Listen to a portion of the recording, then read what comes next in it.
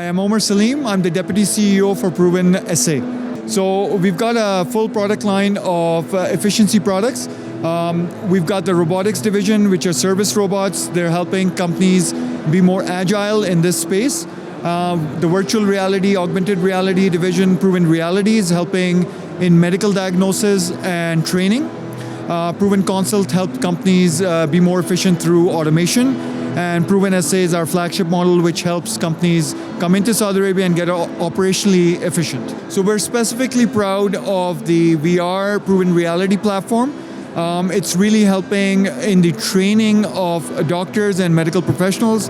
And our next aim is to make it remote delivery for doctors to perform diagnosis on patients which are off-site. Leap plays a very critical part. Platforms like Leap bring all these technologies together, and you can really understand the connectivity because all of these technologies that are showcased in these events are interconnected in one way or another. And I think it's extremely important to have events like Leap now within the Saudi space to highlight the connectivity and the overall ecosystem which is present.